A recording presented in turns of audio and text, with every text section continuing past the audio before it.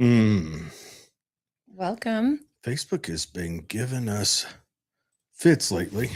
Killed out last week a few times. Did it really? Yeah, it did. But all right, so we're live on both now. Fantastic. Welcome, everybody, to Political Head Trauma, where If Head Drum had a podcast, it would sound like this. humana. So tonight we have a guest coming on, Tyson Poulson. He's running for Tooele County School Board District 7 seat. Is that right? So he's going to kind of come on and chat with us about that. Of course, the Epstein files dropped, and that's all. That's sucking the oxygen out of the air. So, of course, we're going to have to talk about it. Holly wants to talk a little more about ICE, so she might come up with the fresh hooks that maybe the ultimate answer to everything. Yeah, that sounds like me. And, there's other news going on. I also want to talk about Prop 4 and the reversal of Prop 4 and that initiative that we're doing, and let you know where you can sign if you still are interested in signing. And can I just add, if you're not interested in signing, discard this message. Just move on. That's it. We don't need people to come over and harass us when we're gathering signatures. Are you getting a lot of that? Well, okay, we'll kick off with the little intro stuff, and then I want Holly to tell us about this Prop 4 stuff. Fantastic.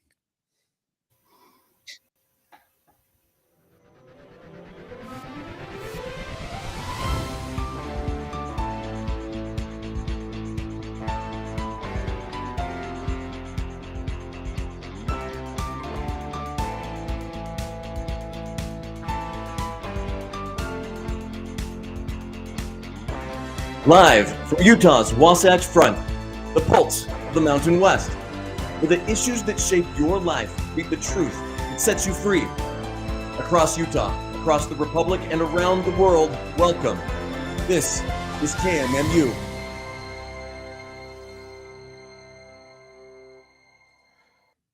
Thank you, KMMU. So Holly's been out gathering signatures, and not just me. We have a lot of people. But who's been getting after you? So I have to say this, and I have to preface with Tooele County has got the greatest people. And even our left-leaning folks and voters, they're still reasonable. And I'm thankful for that. In Salt Lake City, actually, I think it was South Jordan, but Salt Lake County, they had done an event at a restaurant where a private event, inviting people to come and sign. The restaurant just gave them they reserved the space, and the restaurant had nothing to do with it. And people started calling in bomb threats.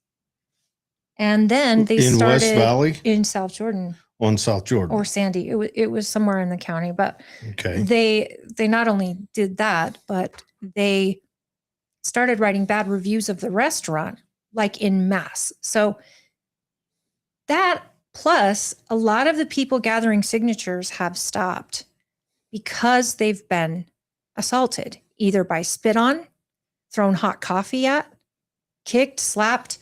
What? Yeah, across the state, mostly in Salt Lake County. Now, I just have to say this. We should be able to have reasonable conversations. And so they're afraid. So obviously this is probably Democrats who are anticipating the opportunity to have a Democratic congressperson, because this redraws the maps to where only they apply. But the Democrats are getting out of hand. The left is getting out of hand with its antics. I'm telling you, you Democrats are going to make me Republican. You guys, I am not going to be Republican because of anything the Republicans do or anything they say. It's going to be because I'm so disgusted with how you guys act that I'll be driven over to them. They're playing a very dangerous game, especially in a state like ours. Mm-hmm. I feel like I have to be protecting myself in more than one way when I am gathering a signature. And most of the time, I'm in a location and inviting people to meet me at said location. Wednesday night was a perfect example. We did Nicolene's town hall. She was kind enough to let me be a fly on the wall and gather signatures. The state party has been supporting us as far as, getting the word out, and we're so grateful. And so many people came just to sign the petition. And a couple came to argue with me about the petition, which I'm not ready to have the argument. If you don't want to sign it, no one is forcing you. Please stay for the town hall and listen to your representative and share with your representative what issues are important to you, especially a session has just started. So that was the evening. But I had a couple of people come in a huff that it was unnecessary. It's unnecessary. Sign or don't. What was their argument? That, well, it feels like it's a misinformed argument. One, they're saying that we want to not have an independent committee. That was not just, you don't want an independent committee. You are okay with gerrymandering. I didn't say that, no. But the independent committee was meant to give maps suggestions, just like the public was, to the legislature, whose constitutional job is to draw the maps, period. It's their job. The legislature did not choose the independent committee's map. They chose a different map. A map drawn by like a lobbyist type group. No, right? no, the maps were drawn by citizens like you and me. A lot of people But the submitted one they maps. chose, where'd they get that one from? I'm not sure. But it pretty much kept it. What it did is it still met the criteria to keep rural Utah together and Salt Lake County mixed with the surrounding areas. The mapping was reflective of the census.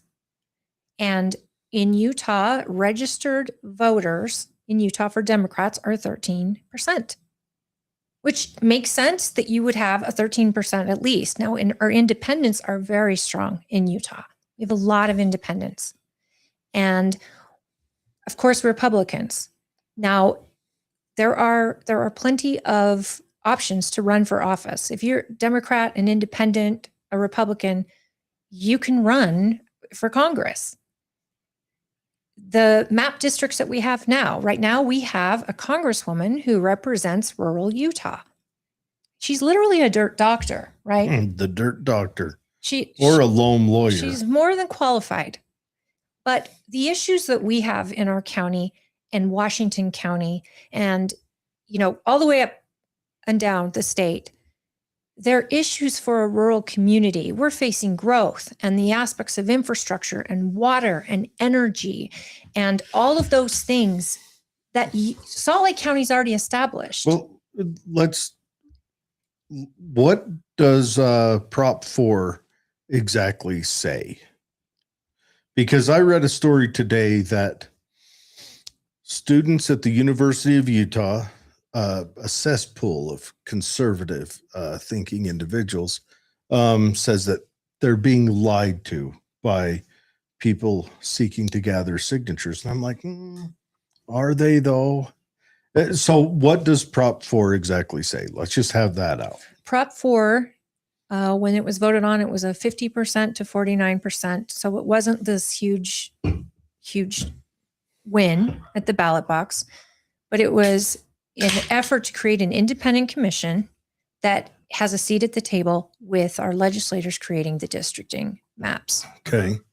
So not a guarantee that the independent commission would get to submit and the map would be chosen from them, but that commission is made up of several different people of all different parties. And the parties. signatures you're gathering, what does that say? It repeals Prop 4, which is necessary because right now, what we have found is a judge has taken an outside party, and I don't mean party as a political party, but outside groups due to a lawsuit, and that group provided a map to the judge, and the judge accepted their map, and then told our legislature they too will accept that map. Did the judge give reason? Was it just so? It's absolutely So unconstitutional. the people who are angry about it are angry, saying that they feel the judge is fighting for them. Let's pretend I'm a Democrat, okay? So let me go outside and run in circles for a minute until I'm real dizzy and kind of dumb. Then I'll come back in and sit down. But so they're thinking in their head that this is a way around gerrymandering, because let's face it, across the country, states are gerrymandering hard. And both parties are guilty of it, but they feel like they want to gerrymander themselves. So, well, they want the judge to have a judicial interference in it. So I understand them not wanting to sign it. My consternation with the Democrats is that they express violence for other people having an opposite political view. Yeah, that's in everything, right? That's what we're seeing all over the country. I'm telling you, they're going to mess with the wrong person. Well, it's not just that, or but people. They're going to drive us to where there's no chance at reconciliation. Yeah, I hope not. But you can see, when they're protesting in churches, and well, I'm glad that something happened in that regard. We're seeing a little something. I am mixed on it. And you shouldn't be going into religious facilities and taking over their meetings. No, that I am. But William, good to see you. Hi, William. Hope everything's going well for you. So I am glad that they arrested all those people. And half of me is glad they arrested Don Lemon. But the other half of me is like, martyr. His show has grown. Right. It's like doubled. Which is what he wants. I mean, he wants that bad. But he wants so badly to be same relevant. with what's that late night show host guy? Kimmel? Kimmel. Yeah, when Trump came out against him, his show grew. But it fell back down. People tuned in for his comeback, but his numbers are still terrible. It hasn't got back down to where it was. And now, because of that, Kimmel's guaranteed to have a show for a little bit longer. And had they said nothing, both of those would have just fizzled out. Both of them are okay. Kimmel's show has some funny attractiveness to it that's sprinkled in with his crying and ranting and whatever. But Don Lemon's the dumbest human being that they've ever pointed a video camera at. It's true. However, we have a huge population here in this country that is done with these threats of, oh, this is wrong, but we're not going to prosecute. No, I agree. So we needed to start seeing some perp walks, and we need to see more of them. I agree. Now, here's the deal. Don Lemon is not going to serve any time. He's going to walk. If we're lucky, he'll get a slap on the wrist or a fine. But his show's only going to grow. They drew attention to it. He was dying. Yeah, well, we still needed this precedent so that people stop going into churches. You notice they don't go to the Muslim church. It would have been great had they just served him a trespass order and a trespass fine. You were asked to leave. You didn't leave. Oh, I think it's bigger than that. You get a summons to court for trespass. Their intent was to create I know what fear, their intent was. And they did it. And he may be a martyr, okay? And that's what's going to happen. They're going to give him all of that. Not you, but they were given attention. That's the bad thing. That's just my thoughts. I may be wrong, but back to Prop 4, one thing that someone mentioned is that you guys didn't take the independent map and the judge made sure that the right map was chosen. That is incorrect. The independent committee did not submit this map. No one submitted this map except for I don't even know the Mormon women. Yeah, something like that. This is groups that are out of California people out of California. And how great is it that a judge appointed gets to decide for all of us what our legislatures are going to do? We can fire our legislatures, folks. You cannot fire this appointed judge at the ballot box. How close are we with the signatures? We are not stopping. We've got foot on the gas. I think we've got 11 and a half days left. And I think we need about 30,000. Okay. But we are all out. So for anyone who would like to sign it, again, if you don't want to sign it, please don't bother people that are sitting in the cold and gathering signatures. Okay? Walk away. Don't I'm not even going to show say, up. please don't in front of me, because I might make a mud hole out of you. Well, Simple. Matter of fact, if I see anyone out there just poking violence at people, I might tend to get angry about it. And there's more people like me. And I hope this starts coming to pass. I'm done. I'm done what are you doing tomorrow at 11 a.m.? working. How about tomorrow evening? I'm going to a kid's birthday party. So tomorrow at 11 a.m., we have an opportunity for you to go to Tooele County building, and the outside of the building, there will be someone outside collecting signatures. So you can go from 11 to 1:30. If it happens in Tooele, you call the sheriff immediately. You get that person arrested. And if they do anything that can get them pinned with assault, let's get them pinned with assault. Tomorrow evening at 6:30, I will be in Stansbury Park by the clubhouse outside, also gathering signatures. So if you would like to sign the petition tomorrow, 11 to 1:30 at Tooele County building outside, and tomorrow evening in Stansbury Park, clubhouse, parking lot, or out front, you'll see me at 6:30, and I'll be there till 8. So did you see the kids keep getting let out to protest? I've seen that. I would say, speaking of which, Tyson's coming on here. He's in the waiting room. I say that if the schools continue to do that, we need to withhold their benefits of getting our taxes. I pay taxes so the kids go to school and learn arithmetic and reading, and they're safe. I don't want the schools to pass on a political message pro or against the parents. I want the schools to educate them. If they're going to go out and protest, that needs to be on the parents' time, not on the taxpayers' time. Do you know that a voter reached out to me and said that last week at the Capitol, they saw a bus pull up and a bunch of third graders got out and were handed signs as they got out of the bus? A whole bunch. What does a third grader know about politics, people? No, it's unsafe.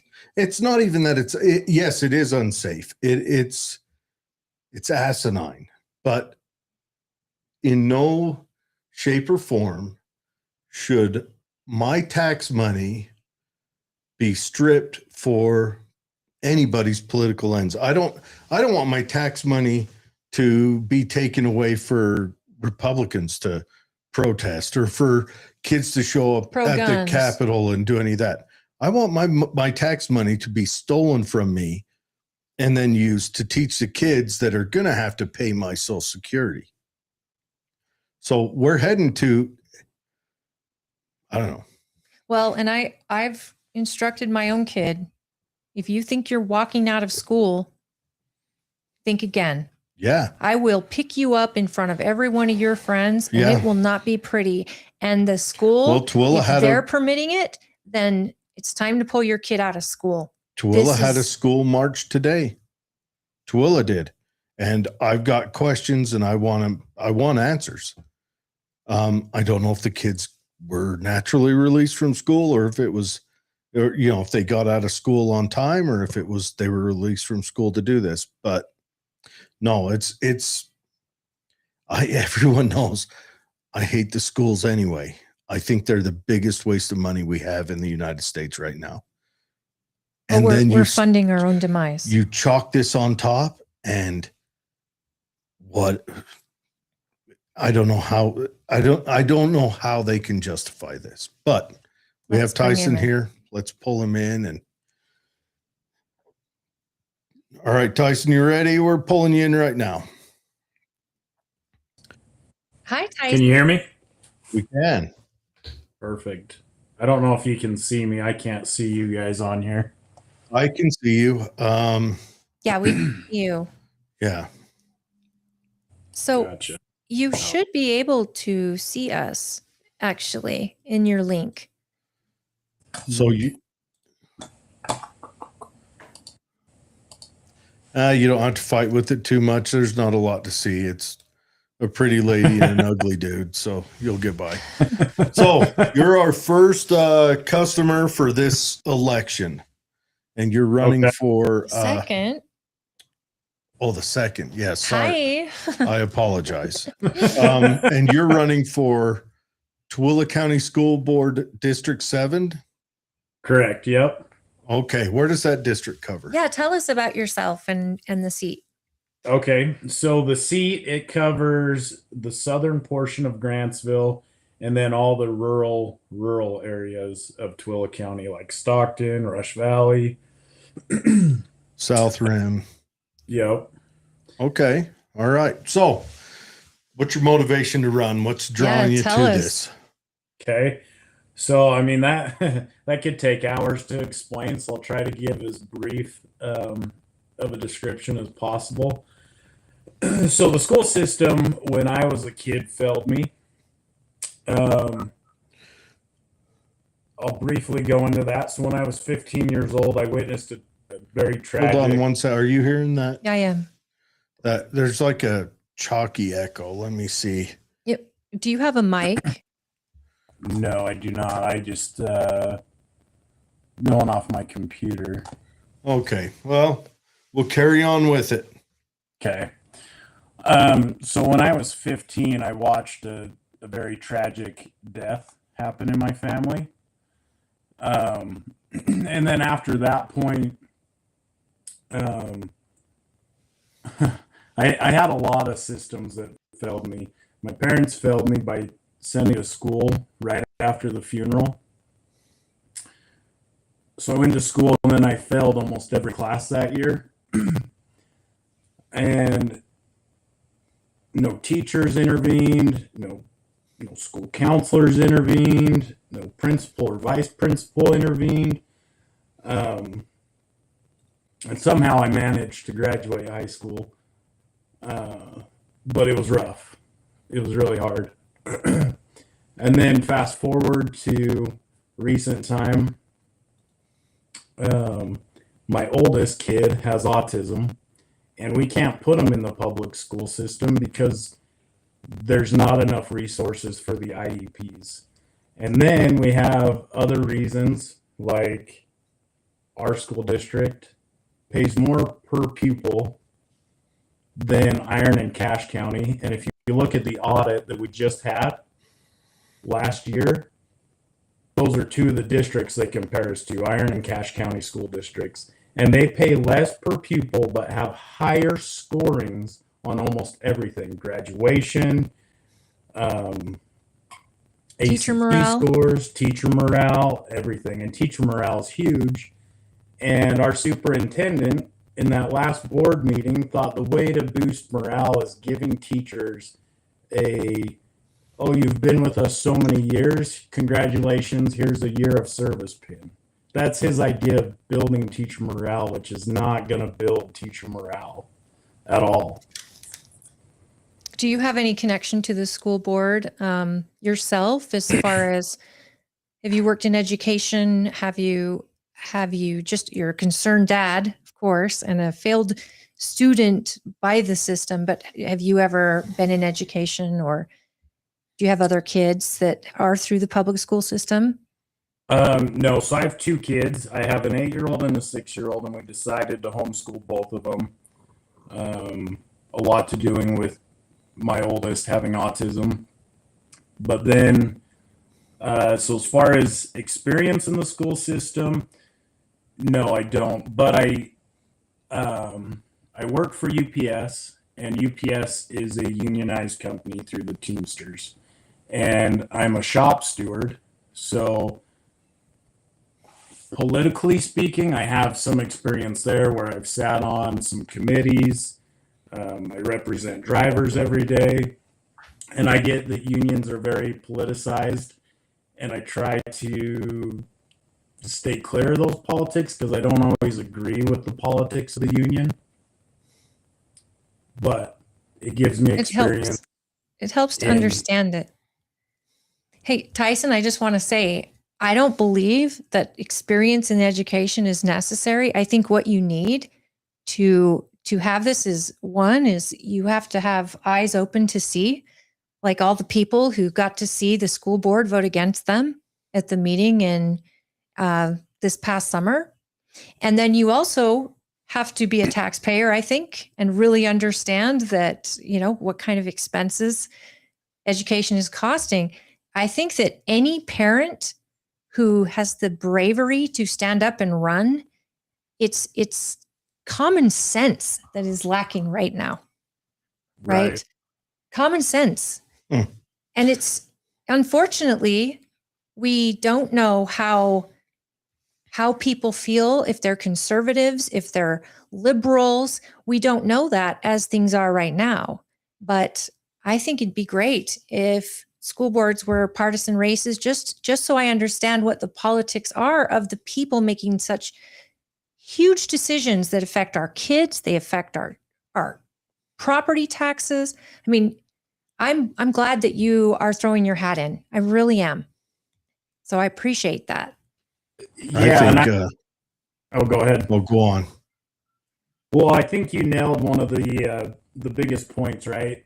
Our current school board didn't listen to the community, which is who they work for. They work for the taxpayer in the community. And so many people in our community went to that meeting and raised their concerns about raising taxes. We can't continually raise taxes and do poor in our audits. If you're going to raise my taxes, at least show something for it. Show that we have better scoring, better teacher morale. But if we're not getting any of that, and you have other districts that pay less per pupil and have better scores, then that makes it even worse that they raised our taxes. For what? We haven't improved any. Well, and thank goodness the Utah State Tax Commission did stop their ability to raise taxes, but we know that this year they're going to come out and they won't make any mistakes. And the county's going to come after us too. Government's getting more expensive to manage, and it's not like we're getting paid more to deal with it. There's that $50 million. I wonder why we clock so much higher than Cache and Iron counties. Is it the geographical footprint that we hold, or is it? Because I could see that costing a little bit more, where maintenance is generally shared between all of the buildings, or is it administrative cost? I would like to see a look into that, an audit. Where is all this money going? And I want to go hard. I want all of the administrative people and the executive people to justify their position, justify their job. Explain to me why the taxpayers pay you this much money. Break it down for me. Right. I don't know. We've drifted so far away from any kind of market responsibility with our school system. Right. And I think that's another big thing that the county wants is transparency, right? Exactly. Right. So you're hitting the nail right on the head. We want to know exactly where our tax dollars are going, especially when it's the school board that raised them. Is that money being put to good use? Or are we just focusing so much on curriculum and not what the actual students need? There's a science teacher that teaches in our district, and I won't name any names because I don't want to get anybody in trouble, but she's told me that a lot of the curriculum they try to force on them is pointless, and there's free programs online and so many different abilities. She doesn't even know the last time that she's used a textbook. Yeah. I don't know. It seems like our education system is becoming more and more just a black hole. It's like a boat. You guys know what a boat is, right? Yeah. It's a hole in the water you pour money into. That is true. Best day of your life is the day you buy the boat and the day you sell the The day boat. you sell the boat, the second and first best days of your life. But yeah, that's what our education system is becoming, because our kids aren't coming out prepared. And then you hear the colleges, they say the kids aren't showing up prepared. They've got to have a 8th grade English class in college for the freshmen to get them ready to take the high school level English class, to get them ready to take the college level class. They're into, a year before they're even taking college courses. So where's our school failing us? Is our English classes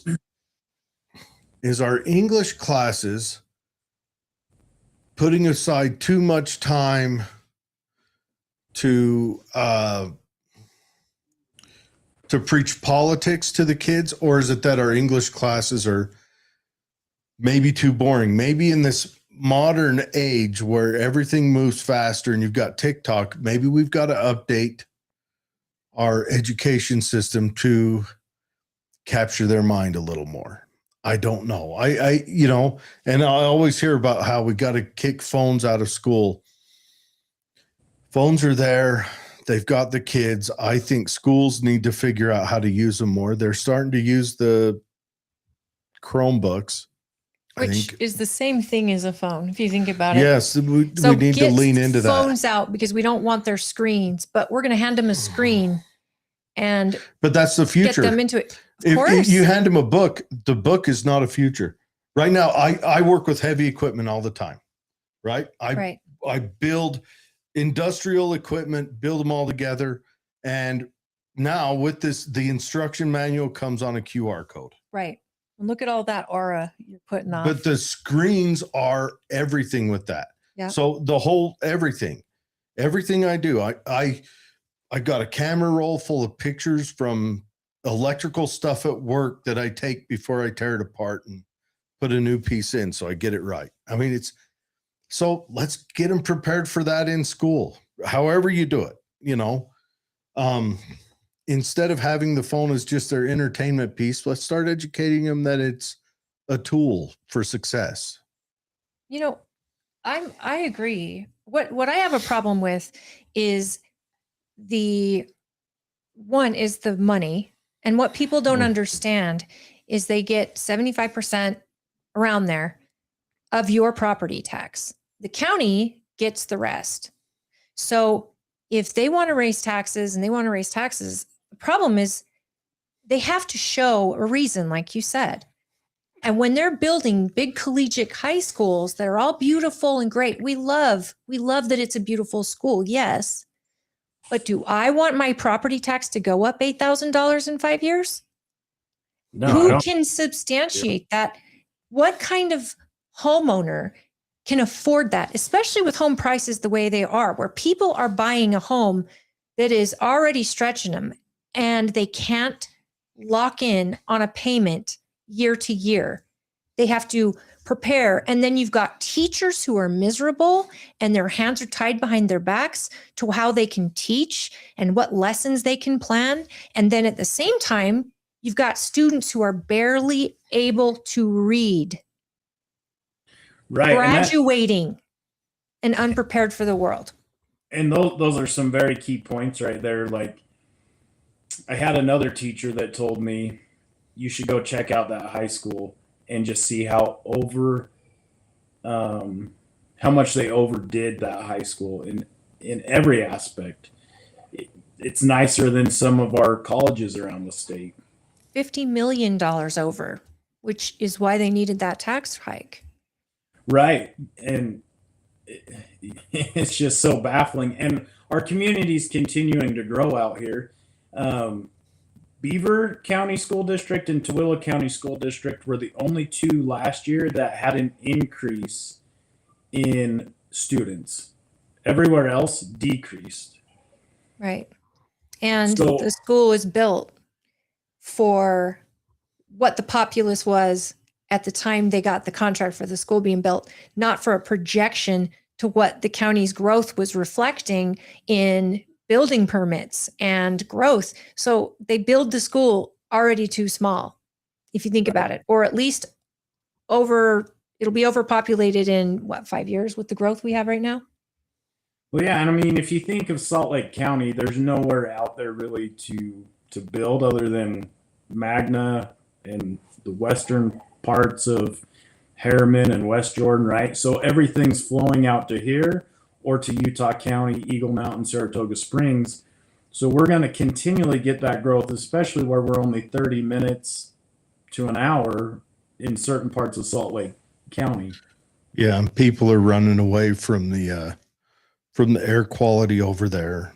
And the bad politics of Salt Right. Lake City. I mean, there's various reasons why people move out here. One of the reasons why we moved out here is it was cheaper when we moved out here a decade ago.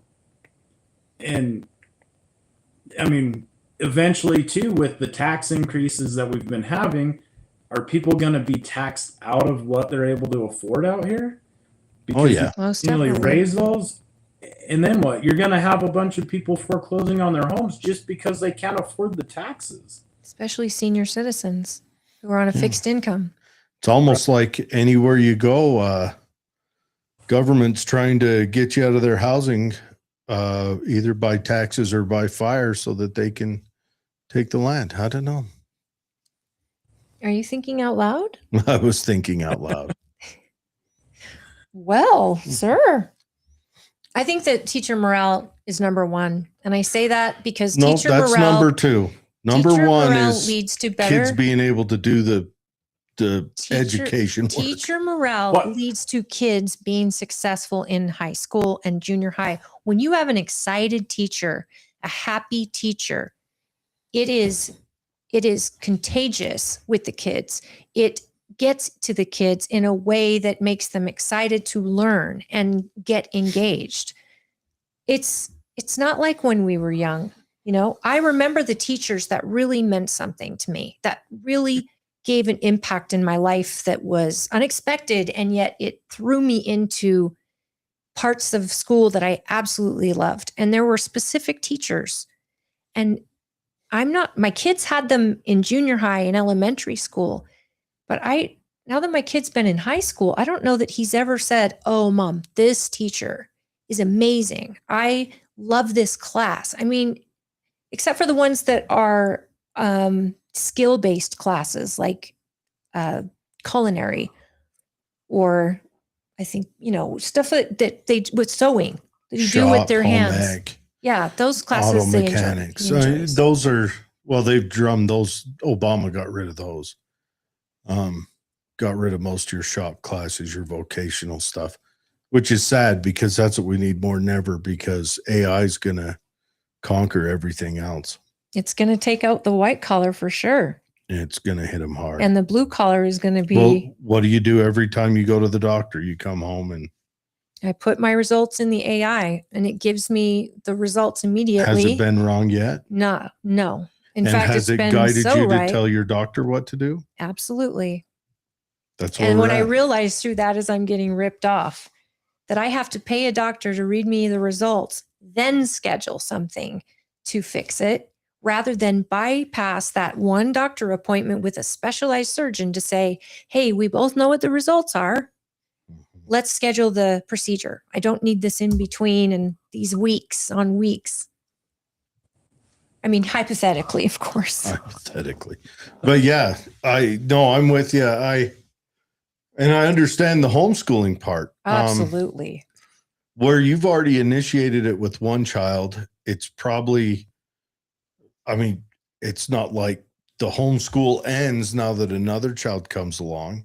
You just Right. carry it on and mold it to the other child as well.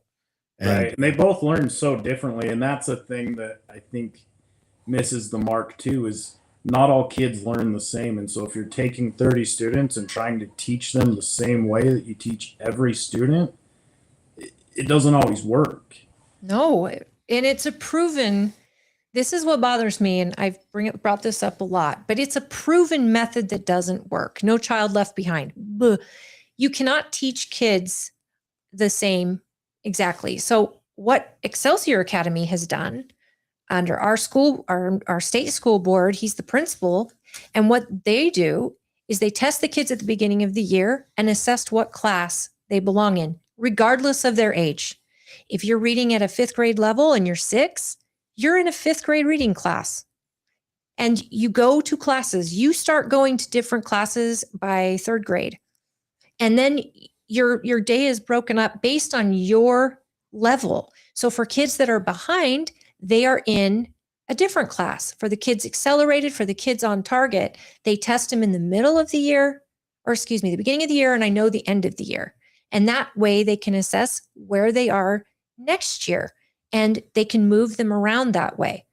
This is why charters, for example, are doing such great things, because they're trying something that is based on the child's ability and the child's knowledge. And you can follow that child all the way through school based on their level and focus on what they're lacking behind or how far ahead they are, and keeping them interested.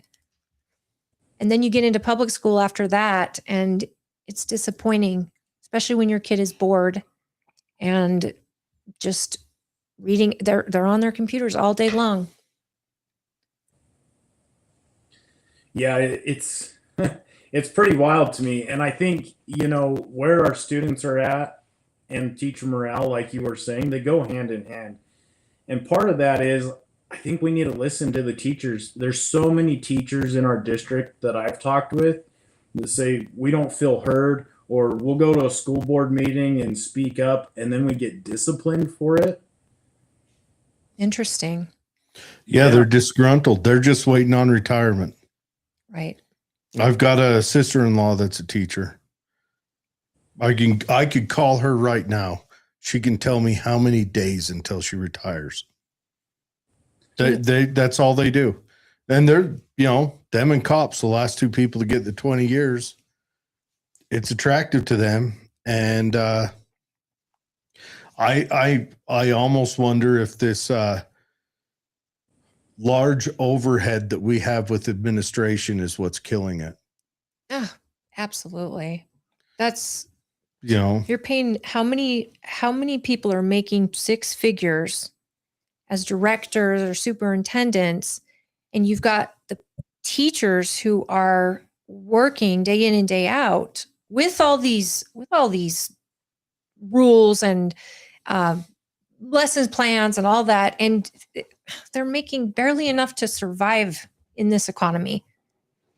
And they're supplying their own classrooms, their own extras they supply out of pocket for our kids.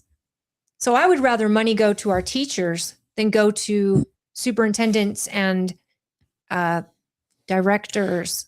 Yeah, let's get rid of some of the administration. Let's pay the teachers more. Let's make being a teacher a competitive job again, a job where the best people want to seek it out. We'll have better outcomes then.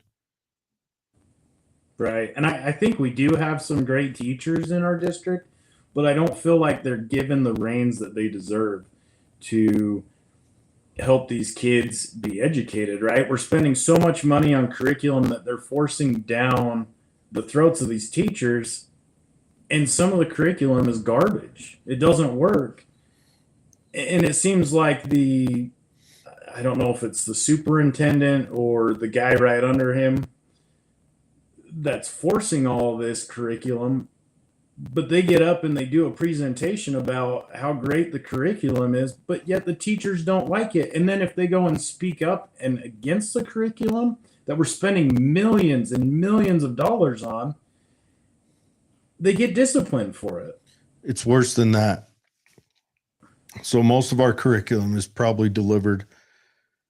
Well, I would say there's probably half delivered on a national level and another half that's delivered on a state level by a lobbyist type group or maybe a contract type group that gets some twit at the state or some moron at the national on board with it, by hook or by crook. And then that gets forced down. It plummets down onto them. I imagine our superintendent has very little control over the curriculum or how that's managed. That's a state or a national. The national sends out edicts, and then the state has to figure out how to meet that. And so then the state tries formulating an edict, and then they push it down onto the different school districts, and the school districts just got to play the game. And they can interpret it. It's a twisted, failed system, and it's going to continue to run like that. Well, our state school board gets the, guidance from legislature, Mm-hmm. and then the state school board sets the parameters, and the local school boards get to interpret said parameters and adjust it to the way they want. Is it reflective of the values of our community? Is it reflective of the needs of our community? That's the thing, is we're not all cookie cutter. You can't just say, oh, this education for all. No, we need to build on our strengths, and our strengths here are different than in other parts of the state and the nation. The community, the parents should have a lot more say in the curriculum and all that. And I fully respect parents who have the discipline and wherewithal to decide to homeschool kids. I wonder what it'd look like if we privatize schools. I've thought that many a time. What would it look like? If we privatize the school system, what would it look like? Would we pay that much? Would we voluntarily go to a school that is that has such poor outcomes for the same price we're paying now? Because let's face it, let's just be honest outright. Anymore, school is just kid prison so both parents can go to work. That's all it is. It no longer provides value to the community. Matter of fact, I would argue our school system has become a hindrance on the community. When we've got kids that are... You're saying public school, right? Yes, that are getting out of school to go protest whatever latest thing, fourth grader, latest thing their teacher feels all oppressed about. That's become a hindrance on the community. It's just a daycare. That's all it is. That's all it's become. That's why keep throwing money at it. Oh, the outcomes are even worse. The daycare managers aren't changing the diapers as fast, but just keep throwing money at it, because that way both parents can go to work and we can collect taxes from two peoples versus one. And that's all it is. And you get in between the family. It's a community that owns the child. But I didn't want to, not the family. I didn't want to go into the show as a preaching moment. I wanted Tyson to introduce himself to us. The schools hit me hard. Tyson, I apologize. No, you're good. There's so many things with the school, right? That it's easy to get on these tangents of all the problems that we have in the school district. And look, I'm right there with you. I want our kids to get a good education. I want them to be able to have better proficiency than what we have in the audit. And that's a big thing that I've been trying to focus on, is that audit and where we landed in that audit, especially with comparable school districts. Iron and Cache County are pretty similar in demographics, right? It's a lot of rural areas. You got your main city, like we have Tooele as our main city out here, but then a good chunk of the county is rural. So you have people you got a lot of blue collar families that live in Tooele County. Right. And granted, you have some white collar families too, and you've got to be able to help these kids progress into what they need to in the future, whether that's a blue collar job or a white collar job. But blue collar jobs have been way overlooked for a long time. And if we took out those vocational classes, if that is an Obama era thing, that is a big mistake, because those are the jobs that we're going to need. We're going to need auto mechanics, electricians, plumbers, truck drivers. These are things that AI can't really duplicate. I mean, you're going to have... Not yet, but it can. There's no way that the Department of Transportation is going to let a self-driving big rig that weighs 80,000 pounds go down the road. They're doing it already. That's going to happen. No, what I tell every young man... It's happening now. I work in the industry. I tell every young man, I don't know what to do. Go electrician or plumber. Those are the two jobs. Every building you see, go walk outside. Every structure you see, those two people have touched. And that's job security. Right now, robots cannot run wire. Robots cannot lay pipe. Not yet. Right. I'm curious, Tyson, do you know what they're paying per student in cash versus Tooele? Do you know the amount? I don't mean to put you on the spot. The reason I ask is because you said going private, and I was thinking, if the state is paying X amount of dollars for a student, I'm just trying to compare what it would cost to put your kid in private school if they gave you the money and said, here's the amount for your child. Most people would go to a private school, which is like $500 a month out here. What if they just didn't tax it from you? Right then, yeah. And then you go could ahead. hold on to it. You could start homeschool pods. You could take your kid to work with you. You could, and the proof will be in the pudding. Your kid will. I like pudding. Yeah. Pudding. Tapioca. Your kid will try to meet marks. Like if your kid wants to become a plumber or an electrician, unless they're veterans, when they go down to the trade tech school, they have to pass an exam saying that they can read at the 8th grade level, saying they can do math at the 8th grade level. So the reason if you're a veteran, you don't have to is because supposedly being a veteran, you've already proved that you can. You mean a veteran in the military? Oh, I gotcha. Okay. I have those numbers for you. I Great. screenshotted it off the audit. So per student, what Tooele County School District is paying, instructional spending per pupil is $7,498 For the year? I believe so. Iron District is $6,220 per pupil, So it's 1,000 more. and then cash is $7,293 per pupil. So it's 200 more. And the only one that is more than us that it compared us to in this audit is Box Elder.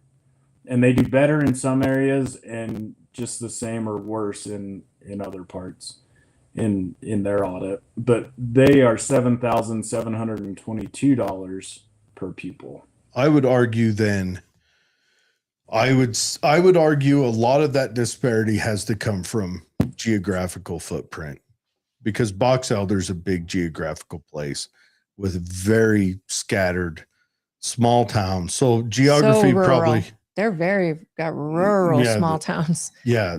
So like Grouse Creek and Like Vernon, it's like Vernon, but they're all spread out over there, aren't they? so yeah. Box Elder. And so I would argue geographical footprint plays into that. But anyway you cut it, Private school. it just seems like we're failing. Private It's just Well, what and it here- feels like. In the screenshot, it gives us the percentages for proficiency ratings. So our average K through 3rd grade proficiency rating is 57%.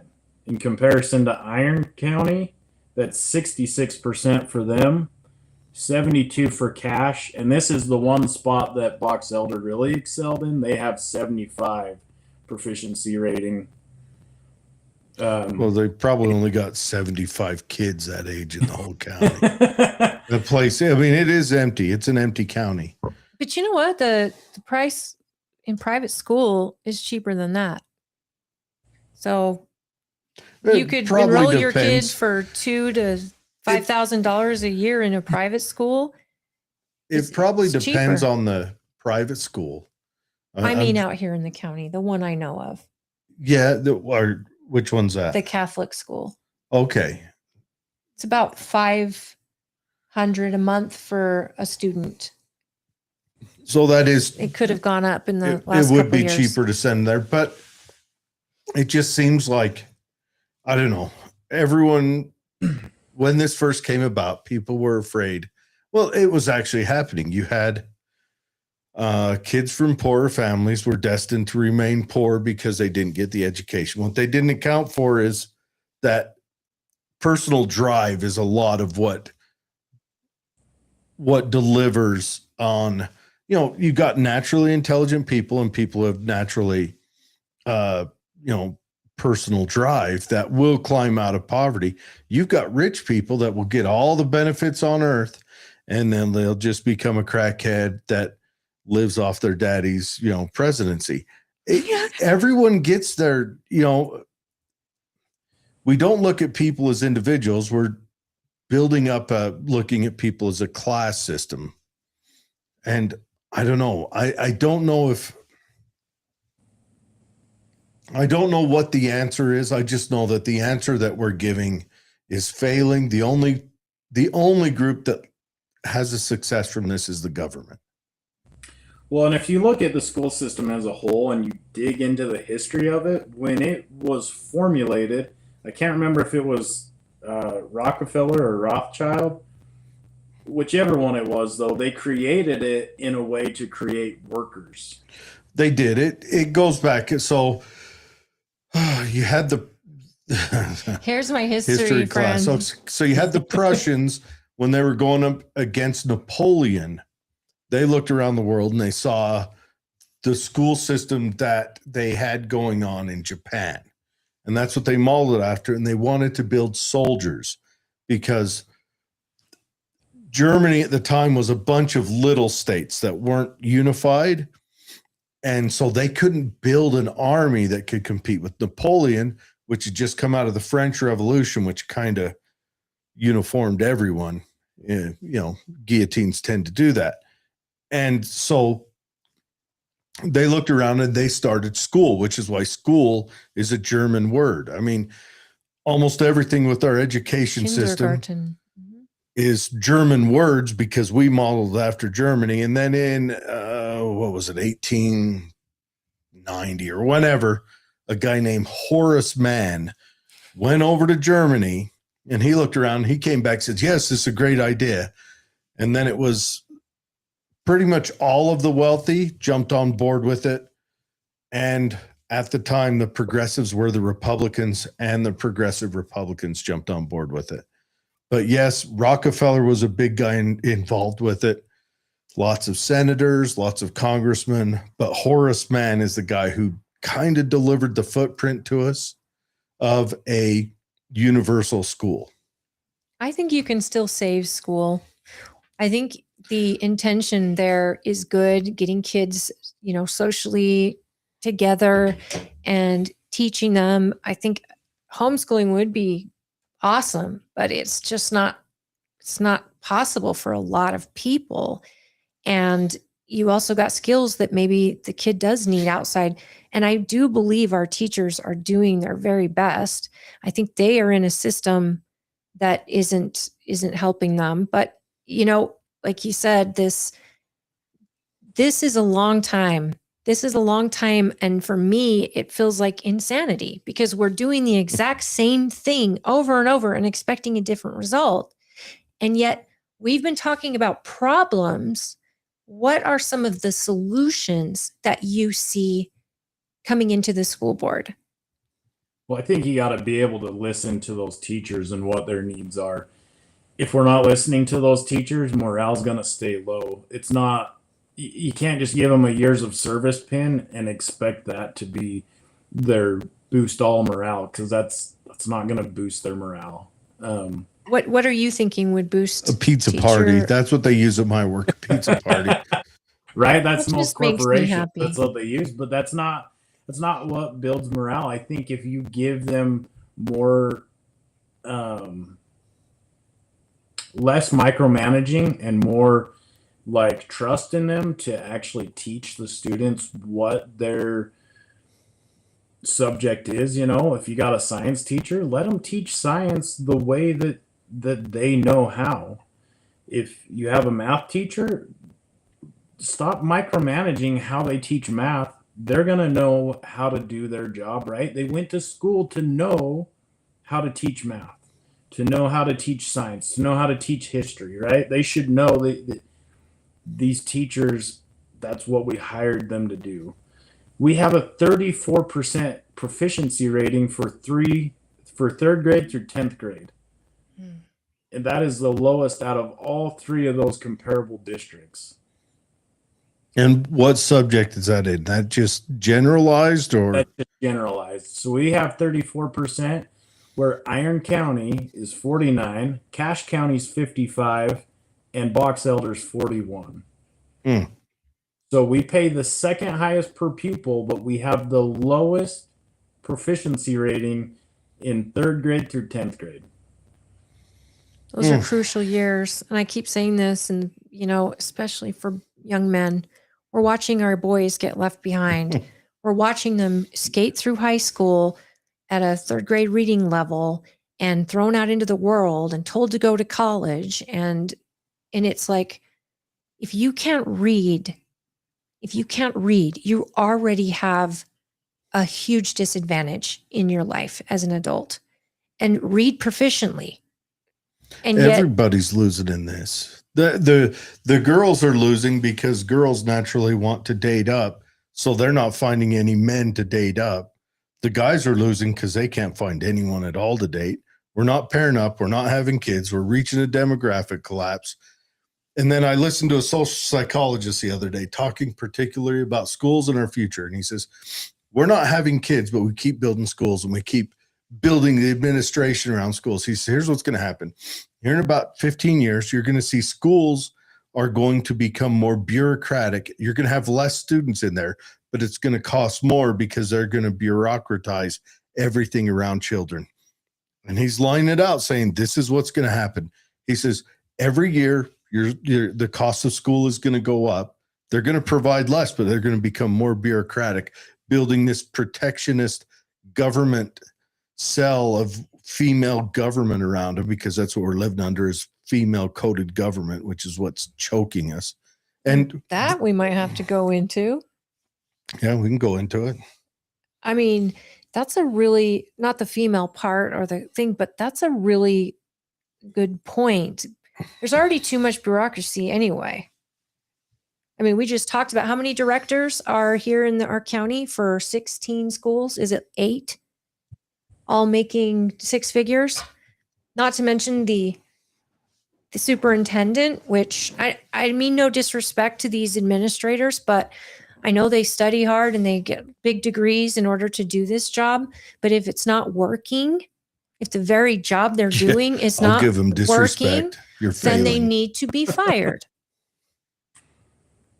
Exactly. And I think there's cost-effective ways to build this proficiency. One that we've talked about is building teacher morale, right? Letting them have a voice, letting them go to those school board meetings and saying their piece, right? Or saying what they need, having support from their administrators. That's another thing that those teachers I've talked to have talked about, is even their administrators, the principals, there's no support there. They need There's support. fear of retribution as well. Well, Right. it sounds like there's been actual retribution, Yeah, it sounds like it. just And- like any government agency. And I think another way you can fix it is there are some smart kids out there. We have smart kids, so maybe creating an after-school program for those that are struggling in math, or those that are struggling in science or history or English, and building that proficiency up that way, because then it's peers teaching peers, and it's not putting an extra burden on the teachers, other than maybe a teacher has to sponsor it and hang out in the classroom with them.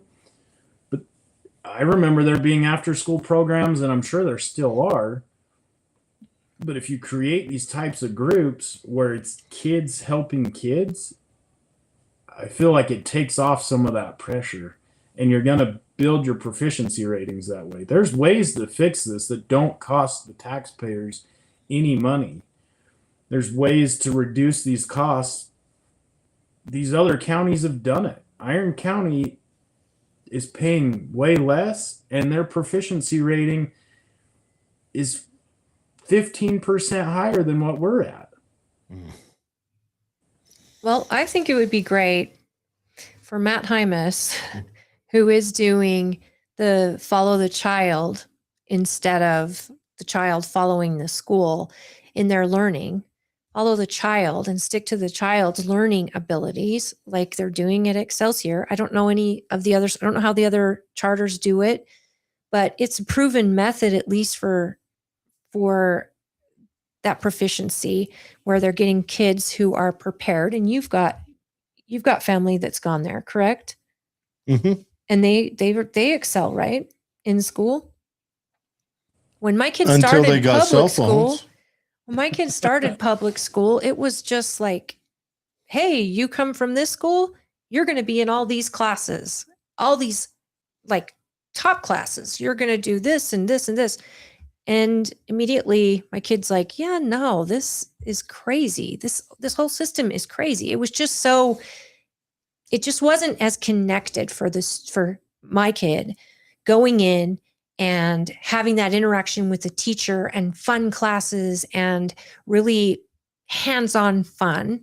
And it was just became like a job, but not a fun job, more like a prison, like you said. It's just kid prison. I mean, that's literally words he has said. Well, that's all it is. But you see those memes all the time, right? Where it compares a school and a prison, and you got the same bus, the same lunchroom. You're sitting in for the same food. No, that's all it is. It's just kid prison.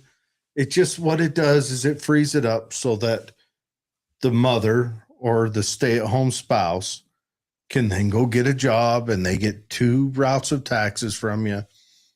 That's all it is anymore. And parents scream about, you can't leave my kid out of school. You can't have a snow day. I've got to go to work, because they've been committed into other places instead of the home. And it's all it is. It's just a very expensive, very brutal daycare where most kids, the first piece of violence they experience in their life is at school. Do you think the education's better in prison? Because I mean, a lot of them get like degrees and stuff. Here's why I would say yes. Oh. Because everyone getting educated in prison is there voluntarily. Right. Is in the education part voluntarily, not the prison part, but everyone seeking an education in prison is seeking an education. Where at school, they're kicked out of the house by the parents and made sure they get there on time so they can go in there and be taught by people who are probably disgruntled. There's a lot of other statistics around it that we don't need to go into today, but if you dig into it, you're just like, there is no path laid out ahead of us to salvage this. If you dig into it, there are paths that could salvage it, but there's no path laid out that's available to anywhere to salvage this, except for the wealthy people who pay for a completely private school and select that private school. Well, Well, Tyson, what are your thoughts? So we're going to wrap up and we're going to give the show to you. You're good. I think another thing that needs to be looked at with this proficiency from my own like history and what I've lived through. So I watched that tragedy happen, right? And then, like I said, I got forced back into school the day after the funeral. So I didn't have any time to process it. I had papers that I had turned in with nothing but my name and class period on it. And that was it. And no teacher said anything. Nobody intervened on any of that, saying, hey, are you okay? I think some of these kids, we don't know what goes on in their homes. We don't know if their parents abuse them. There's so many different variables of what could happen outside of that school setting. where maybe that's what they're doing. They're turning in papers that don't have their name on it, or they're just not getting it. Because when you go through a traumatic experience, education is the first thing that goes out the window. It's statistically proven. So education goes out the window. Well, how many of these kids do we have in those situations? And teachers are so inundated with whatever they have from the state or the school board that is bogging them down to even notice these kids or pull them aside for 2 minutes and say, hey, why did you turn in this paper that only has your name on it? That seems really weird. Like, that's not normal behavior. Most students would, I don't know, write down the wrong answer or something, or guess on the answers that didn't do the assignment, right? So I think some of these things have just been overlooked, and it trickles into our proficiency ratings. That shouldn't be the case. We should be able to recognize those things. And yeah, maybe it's not the school's responsibility to intervene in them into therapy or whatever, but there needs to be some type of conversation there with those students. Maybe the teacher and the student, the teacher, the parents and the student, or the teacher and a principal and the student, or something to where that child understands that they have a voice, and that, oh, whatever I'm going through, I can trust this teacher and go to them, and we can work through my assignments. They're here to help me teach science or math or English, and we can go in and get these assignments done, or I can get help with them so I understand them. I think we're missing the mark there. Why? That shouldn't even be a thing, right? Kids shouldn't be turning in papers with just their name on it, a blank piece of paper. That's a failed system. You know, I would really like to add something to that, if it's okay. Something you just mentioned that we haven't really talked about here is parents' involvement. Schools make it or break it based on the parents' involvement. And our family went through a tragedy as well. And the first thing I did is I went in and I talked to my kids' teachers and let them know, hey, we just went through this. If you see anything with my kid. And they were so great about reaching out to me. And it was a village from the principal on down. Now, I think every parent right now would do leaps and bounds in their child's education by just knowing their teachers' names, what they're learning. And that, I think parents need to get on top of things, because a lot of parents, like he said, they drop their kid off. They expect the teacher to educate them and watch them and take care of them and then pick them up. And the prison guard. That's where they stop. They're not reading at home with them every night. Well, they're not doing anything engaging in their classroom or being a part of it, even if it's just reading with your kid for 5 minutes a night and making sure you know where that kid is, and it, showing them, sounding words out with them from the second they're learning to read every single night. That is something that our school did. It was a requirement. Parents had to sign off every single night. Do I look back and think, oh man, that was so taxing? Absolutely not. My children are fantastic readers, and I got to see it in real time.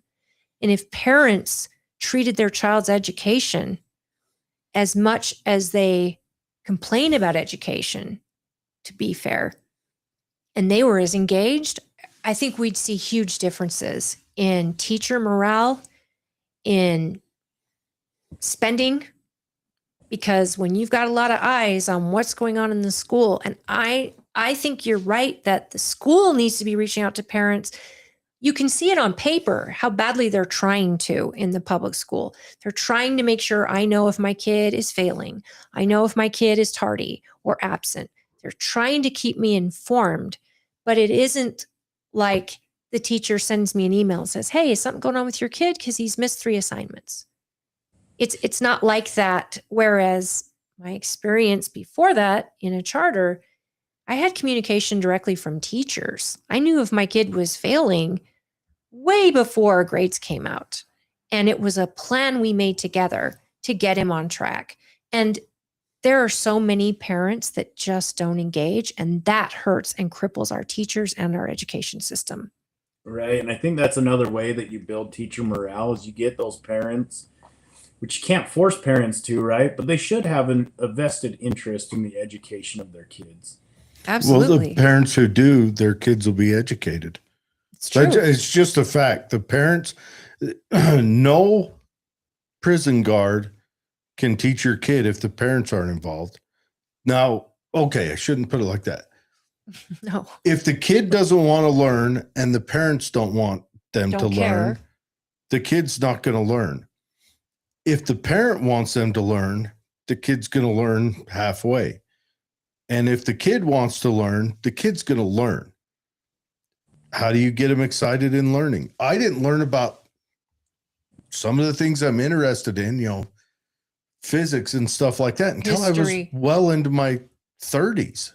Right. But that's when I got excited about it. I got interested in it. I wasn't interested in it when I was in physics class. I just sat there and did what they told me to do so I could leave prison that night. Well, and it's funny that you mentioned that because in high school, I hated reading, hated it. After, in my 20s, I loved it. I started picking up reading. Well, also in high school, remember the list of books they give you to read? Yeah. And Jesus Christ. Excuse me. They could have, here, read whatever female happy book there Let's is. Catcher in the Rye. Enjoy this. Well, and The I mean, some Outsider. of those books are great and some of them are not, right? But if you don't have an interest in them, then it's going to be hard. Now, it's different if you tell a kid, hey, pick a book, whatever your interest is. Like if they have an interest in archery or something, right? Read a book about archery and then do a book report on it. I mean, that's something they did do is book reports. I did those all the way to graduation. Yeah, I faked those all the way to graduation. too. They were easy to Yeah, fake. I weren't didn't they? read my first book Cliff until I notes. was in the Army. Really. My Yeah, first book. Every other time, I faked it. I had my head in a book my entire life. I couldn't get I enough. faked it. I faked it on all of the crap they fed to me. Oh, read the Nowadays, kids can't. National Library's top 10. Oh. Nowadays, kids are on a screen. They don't even need to pick up an actual book. And And that's- their interests are different. And I think the aspect of reading is so important. And that's incorporate the screen. But we do have to let you go. Okay. Tyson, thanks for coming on.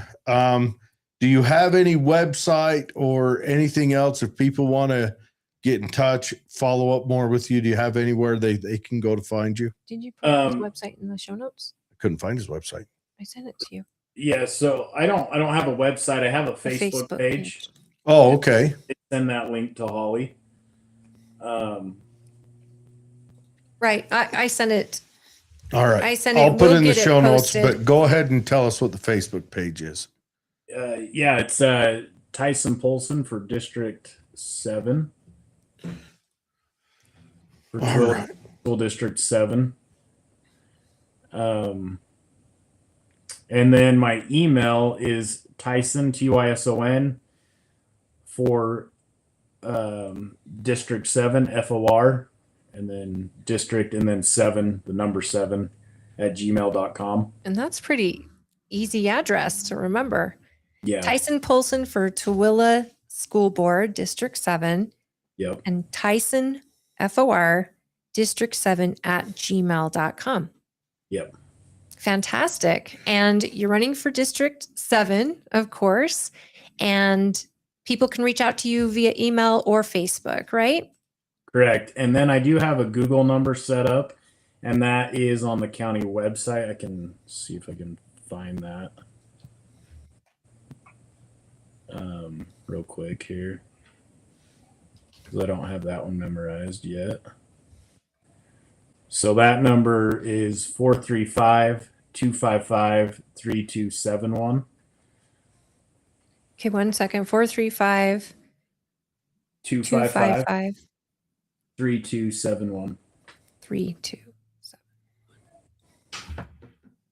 Excellent. Well, thank you for joining us, friends, and everybody get to know Tyson and him running for school board. And we recommend you get to know everyone running and find out if they share the same values you do. And that's what we're hoping, that we can actually match the values that we have in this county and the people that are going to be representing our voice at the school board. And we are looking for, I know we are looking for conservatives who value family and education, not social culture and all that, but actual arithmetic and reading and history and those things. And we're hoping that the people running are reflecting that. So I appreciate you running, and I think it would be pretty cool Yeah. to have someone It'd be who refreshing. homeschools on that board, because that is the reality of a huge part of this community. We have a big homeschool community in Tooele County.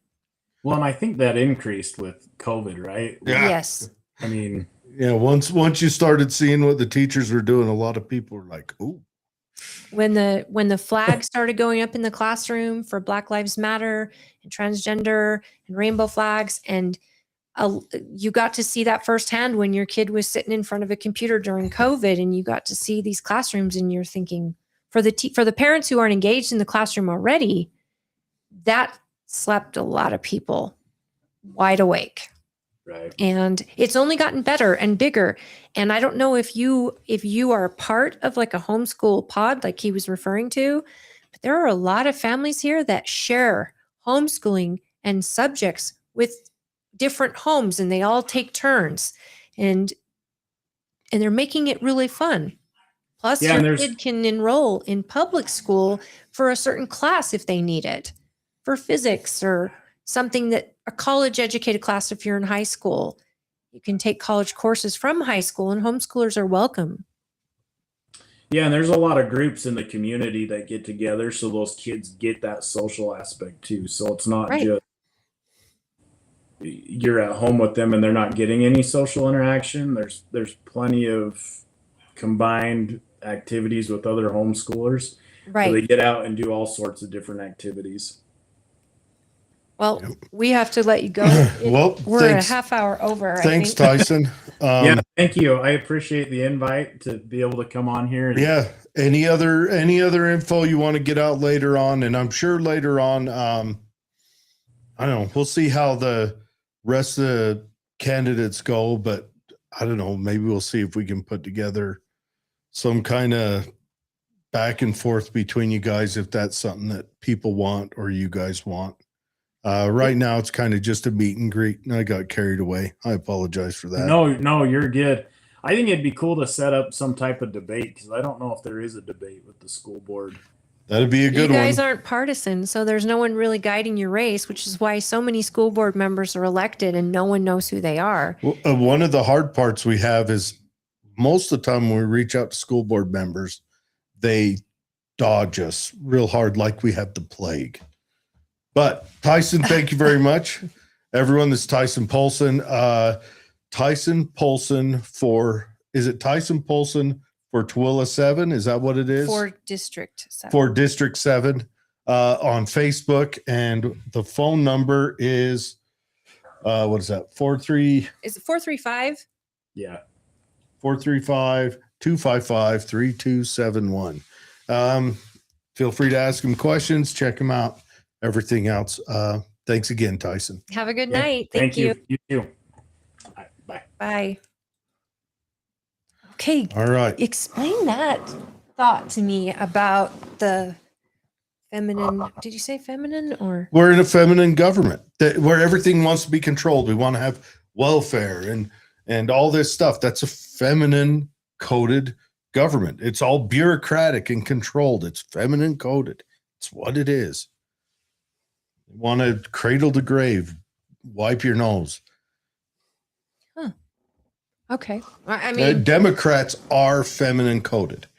They are feminine. Just look at the Democrat Party, and it's a cheerleading squad. come on. That's offensive to It those ain't- of us who it are on a ain't pretty. cheerleading squad. Not all cheerleading squads are pretty. But anyway, so Jordan's got a few comments. Well, we'll read. William says schools should educate, not indoctrinate. 100%. Okay, Jordan says, "Hey, Jared and Harley, I'm sorry I had a rough day. I am depressed." January Walker said she would sue me if I don't quit harassing people. I'll treat others kindly next time. So, Jordan, please go into a little more of that. January and I, we were friends. I don't know what happened to her. I kind of think she's gone through something recently, so we haven't talked in months. Yeah, she's been on the show a few times. She has. She's gone through something. I don't know what, but anyways, let me know what she thinks you're doing, Jordan. I can't see you being a mean or harassing person from all the times I've chatted with you, but We love your engagement on Yeah. the show. well, and appreciate it. I would like to know. She kind of, I don't know what's going on over there with January. I hope she's doing well. I do. Right. But it does seem from my uneducated eye that there is something going on. Well, we wish her the best. We wish her the best. I hope everything's good with her. William says, I really like that you talk about and get involved in these local school elections. It's interesting for me because it shows much more decentralized model of education than what we usually see in many Latin American countries where education is mostly centralized at the national level. Interesting. It's honestly really insightful to learn from your perspective. Here's the problem. Okay, I've said this before and I'll say it again. The problem with Central America and the problem with anywhere that was colonized by the Iberian Peninsula, the luckiest people were colonized by the English. The unluckiest people were owned by a Dutch king, but we don't need to talk about the Congo today. But in the middle there was anyone who was conquered and colonized by the Iberian Peninsula, and that's Spain, most of half of France, and Portugal. And the reason why, my honest opinion, the reason why is they just come out of the Reconquista, so they were very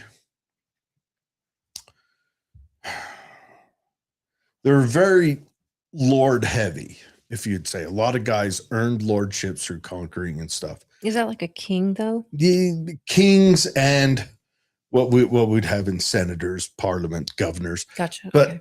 everything that they did, so like they would set up stuff over here, but everything was controlled by and answerable to the state. Nothing was free of that here.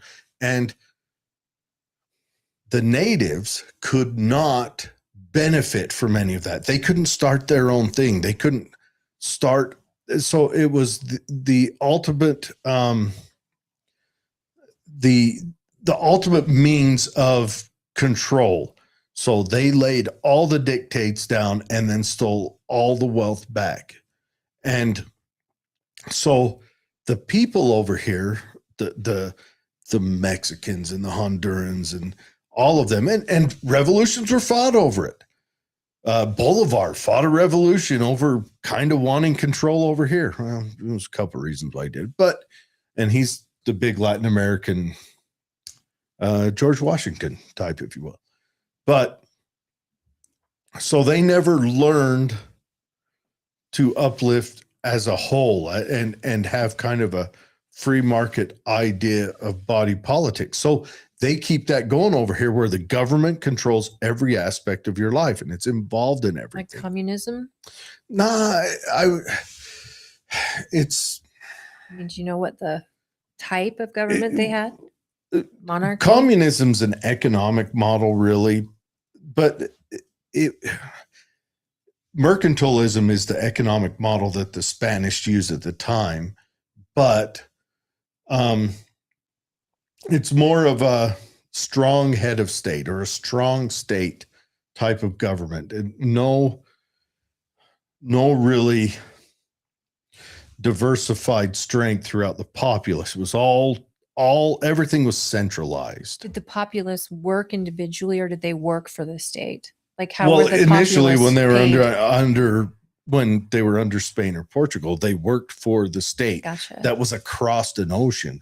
They couldn't even like start up their own little businesses. Right. We're over here in the Americas. You could start up your own businesses. They just wanted you to pay a tax. You see what I'm saying? Right. We're over there. You didn't pay a tax because they took everything you made.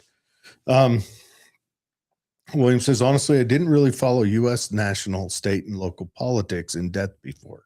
But thanks to your conversations, I feel much more interested in learning how things work there. It's a diversified model. It's spread out. Thank you, William. And we appreciate that. Even though it's not my country. And William, I hope that we get people like you to come up here. I do. I hope we get people like you to come to the U.S. and shoot your shot. I am by nature an open borders person because I recognize that if you totally close off, you kind of die on the vine because you need that dynamism to enter your country. I just recognize also that you cannot have open borders and a welfare state. One will consume the other. So Absolutely. So if we had no welfare state, you could have open borders, complete private property protections, and open borders, and dynamism would explode like it has in the history of this nation. But once the welfare state is established, you have to figure out how to manage those borders. You just have to. I can't wait to talk about the SAVE Act with you. Okay, the SAVE Act. Well, we can move on. Let's hit the SAVE Act. Mike Lee's bill requiring identification, photo ID when you vote. Okay, perfect. And you know what's so funny is Democrats, Republicans, Independents overwhelmingly support voter ID. Overwhelmingly. This is a one-trick pony that everybody's on board with. Yeah, I can show you who I am to vote. And the Democrats are going crazy. Mitch McConnell called it, not Mitch McConnell. Who's the other guy, the Democrat speaker? Schiff? No, oh my gosh. The minority leader in the Senate. Oh, Hakeem Jeffries. Okay, no, the other guy from New York. Sorry. Oh, hold on. Anyways. The one AOC is threatening to get out. All right. So listen, he said it's Jim Crow 2.0 to ask for an ID to vote. Black Americans, Hispanic Americans, every race, every sex is in agreement that you should have to show ID to vote. So I want the Democrats to go after this, and I want them to have to defend it on the Senate floor as to why this is such a terrible act to pass. I think it's simple. Throw them a bone. Just state identification will be free. Either way, they're assuming people of color can't get an ID. No, they're saying that. They're saying not that. assuming that. They're saying that. That's a cudgel that they attempt to use. How offensive is that for people of color to hear? It depends on which person you are. Have a bank account, or they cash a check, or they're just like everybody else. I think it is so offensive to assume or to say out loud they're incapable. That to me is racism. The best was Adam Carolla's story about this last election when he tried to go down and vote. He ended up not being able to vote because apparently somehow they lost his registered to vote record.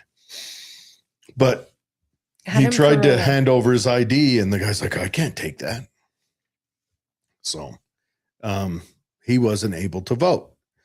He would have voted Republican, but maybe in certain states that make all sorts of good decisions, Republican voter registration cards get lost. I don't know.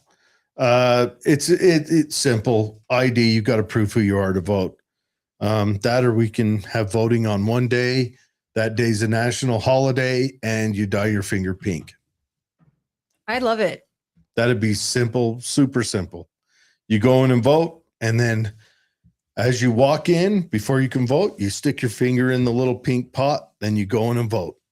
I remember when they did that. Was it in Iraq? Yeah, that was Or how they did it in Afghanistan? Afghanistan. That was pretty cool. And And everyone women had voted their. and then got beat for it. But anyhow, So I thought that was funny. That's Mike Lee's bill, and they're kind of tying it to this Ugh. omnibus bill. And I think we got to quit tying omnibus bills together. We need to have standalone bills, because right now, say there's a Democrat. Let's say, poopy face McButt waffle from Democrat from Colorado or whatever. He goes in there and they tie it to an omnibus bill. He votes no, because what he wants is he wants to hope that maybe a few people make it across the line that's going to vote for his party because of their immigration status. But his local populists don't want him to vote that way. But they've got an omnibus bill, and he'll look through the omnibus bill and find one thing they don't like. And he'll say, that's why I said no. I said no for that one thing. It was none of this. All this stuff's fine. you know what? But I said no for this one thing. Every bill should be standalone. Every bill should be by its damn self. Rand Paul suggested that, but of course the Senate didn't accept it. Do you know what I would love to see on this bill by itself? If Republicans were smart, you guys cannot screw this up. You encourage a filibuster. This one bill, a filibuster where Democrats have to hit the floor and argue this bill for hours and hours and days to filibuster, and then find out, let them put it all out there to their own voters why they want this. The so Republicans have the vote. Not right now, we don't. But there's going to be Republicans that vote no. And because it's in an omnibus bill, Republican will point at that. Well, the SAVE Act, I think they're going to. And there will be Republicans who want that, who will vote no because of other crap in the omnibus bill. That's why bills need to be standalone. Oh, I fully agree with that. I want to see. I want to see this pass. Mike Lee has been pushing this forever. This would fundamentally change election integrity in this country. That, and I want to see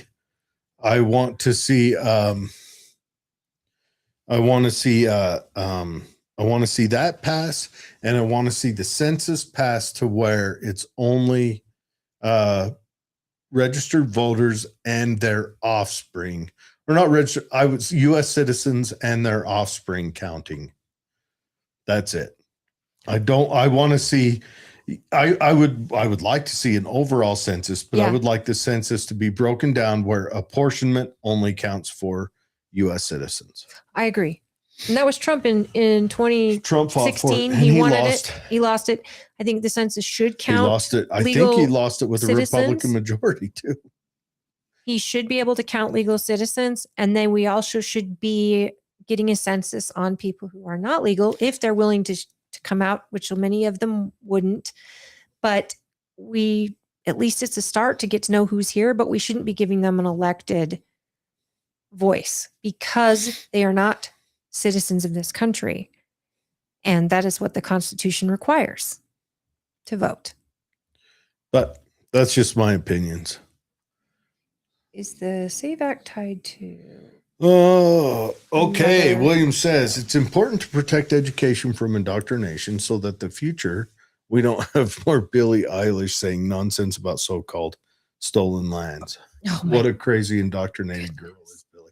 I don't think Billie has a standalone thought in her head on that. I think Billie just says what she says so that she sells more records and gets the good production deals. I don't think Billie has.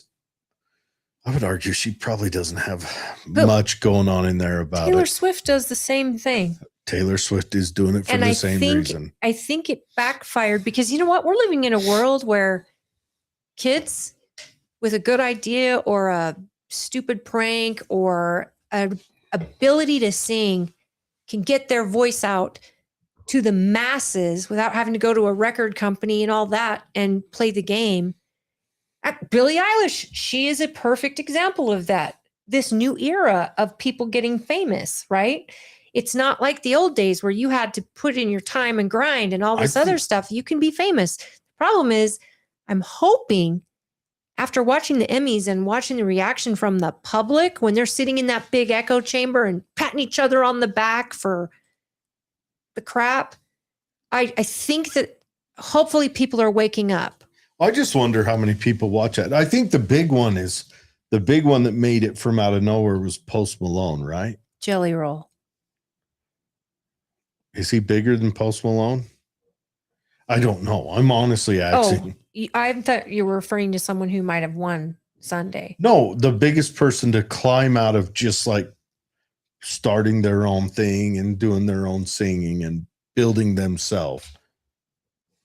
I mean, I think there's because let's a face lot. it, through the 90s and early 2000s, the music industry was somewhere they put models and taught models how to sing.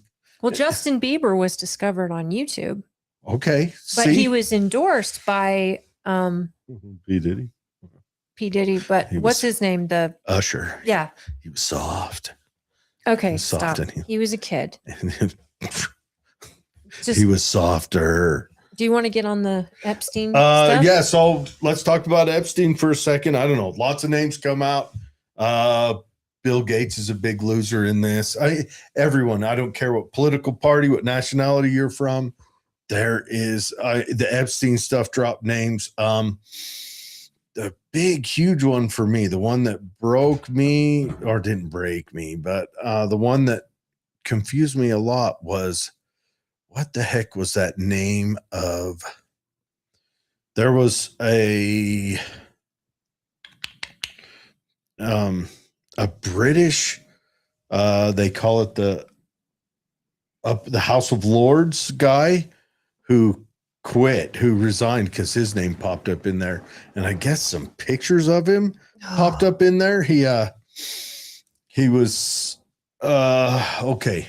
I haven't seen the picture, heard it explained, but he was sitting on a computer in his britches, in his underwear, and some teenage girl is standing next to him. They're both looking at a computer.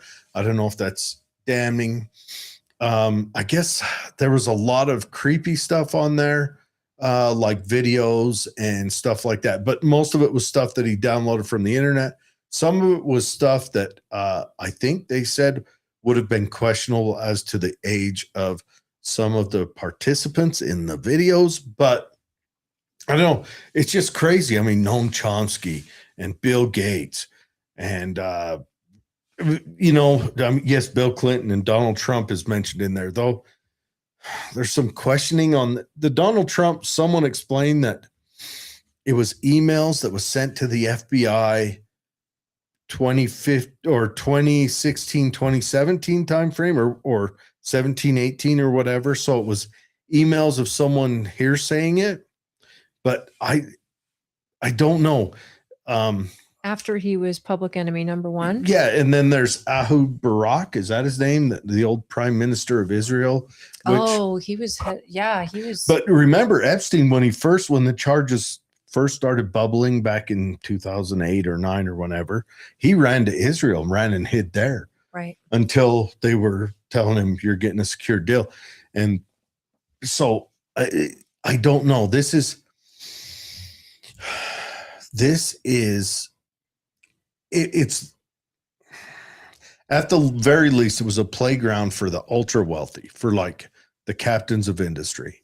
And I'll bet it's been going on on every generation. I mean, all the time. There was that queen that used to kill her servants and bathe in their blood. I mean, rich people get creepy. I guess have you seen the movie Hostel? Probably not.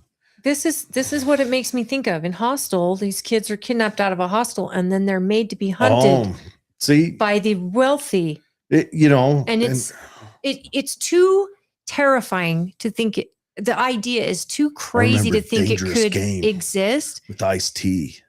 But if this is what it sounds like, only instead of being hunted like large game, they're being assaulted. Yeah, it's.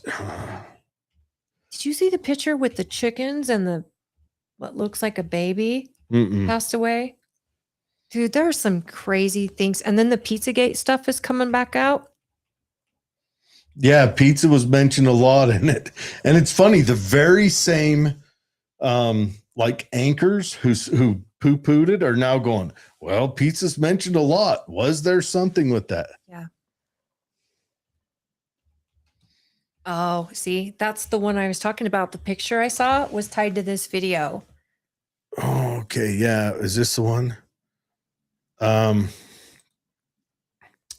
2001, Gabrielle Rico Jimenez reportedly said she was at a private event in Monterrey, Mexico, and was recorded on camera making disturbing statements, including they ate human flesh before being arrested. Authorities attribute her behavior to mental issues. After this incident, she largely disappeared from public view. But a lot of Mexicans are saying she got disappeared Right, because she did disappear and it wasn't she's been normal.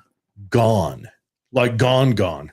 And she was some model. So Go on to the rest on why this matters. The department DOJ released. DOJ released years later, documents released by the DOJ related to Jeffrey Epstein included an unverified allegation in a FBI FD 302 report in which male accuser claimed acts involving cannibalism and the dismemberment of infants. Oh, it's, and then they're talking about in Florida. Was it in Florida? Dick Marcinko. I don't know if you guys know who he is. He started SEAL Team 6. He was supposedly involved in it, and he was, I want to say, in Mexico as a connection to it or something. So it's getting thick. The Epstein list it's getting thick. I mean, you got Bill Gates. Bill Gates isn't a genius, by the way, William. I think he's just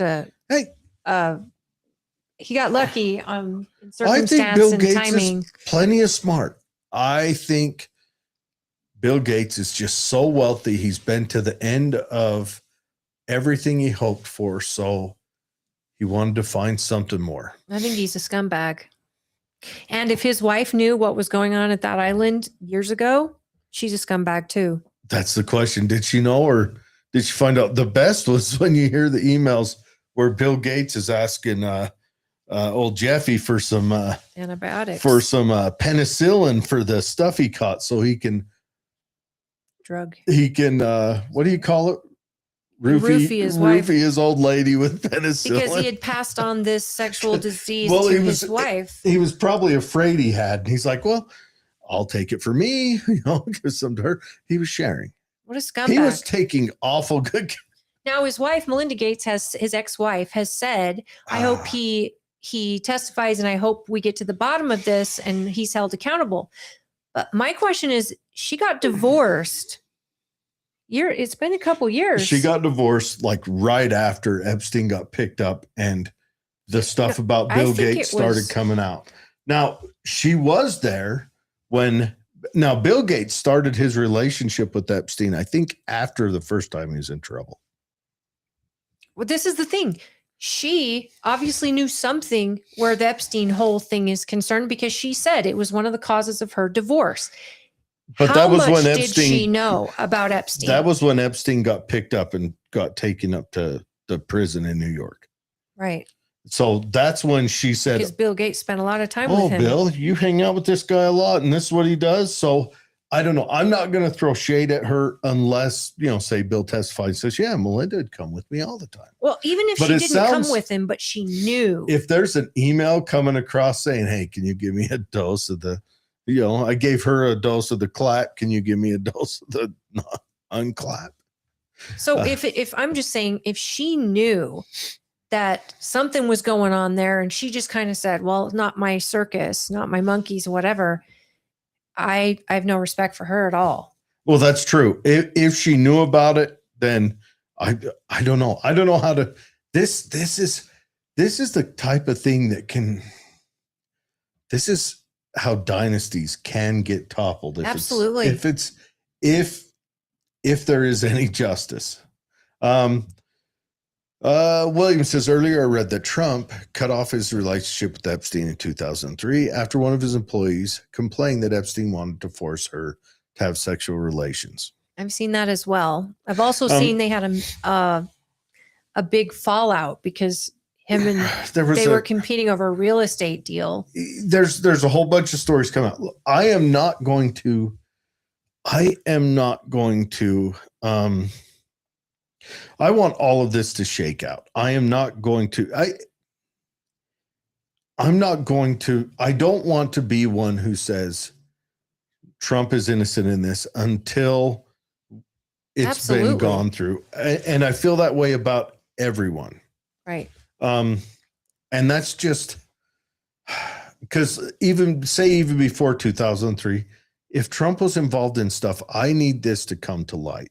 Well, I think we need this to come to light. We've entered a new stage of tomfoolery with the wealthy. And it's happened before, and it happens every time there's kind of the boiling up of a new industrial revolution. And we had that during our boil up, and granted, back then it lasted a little longer than this one did, but the internet and computers kind of is the birth of our new one. And so all these people you see, most of them tend to be like, you got Bill Gates, you got Zuckerberg, they're all on the list. You got Elon Musk on one of the emails, but yes, he's saying Elon Musk and that guy who the big donor bundler for the Democrats were arguing at least. And then Elon says, at least I didn't go, But Elon said he wanted to go, but he said he was going to go with his wife. But maybe his wife's creepy. I don't know. You can't count women out of this. we have to remember that these people are innocent until proven guilty. And I say that about every single person. I think Bill Gates is a scumbag, and I always have. Well, for a lot of years I have. Back in the day I didn't, but I think that same for the Clintons. Bill Clinton's probably the one featured the most. Yeah. Right? I mean, but I still want to hear his testimony, and I want to make sure that if there is evidence that it's proven before I decide to cast aspersions. And we asked for these files to come out. We were adamant. We don't care what side of the aisle they're on. We want accountability for these victims, justice for these victims. And also we want just the whole sheet just taken off. Let's just see what it is. And now it's getting more morbid and frightening than even I expected. Well, there's some that allude to bodies being buried on his properties. Well, infants being murdered for adrenochrome. Yeah. So he's got that island, and he's got property in New Mexico. New Mexico is the craziest case. New Mexico, where he had all the women, where he's making the perfect, and a lot of stuff that's coming out. He was kind of a Jewish supremacist. He didn't like the goyim, if you will. He thought they were subhuman. I've seen some interesting interviews with him after these files where he talks about Bill Clinton causing the economic crash. Yeah. In 2008 with his policy of give everybody a home loan and forget about credit. William Henry Harrison, the only good president we've ever had. All right. Every other one has caused problems. Every other president. So I noticed too yesterday on a video where people in Minnesota were doing road checkpoints. Yeah. Masked men had stopped in a public road and doing checkpoints. And these are the left.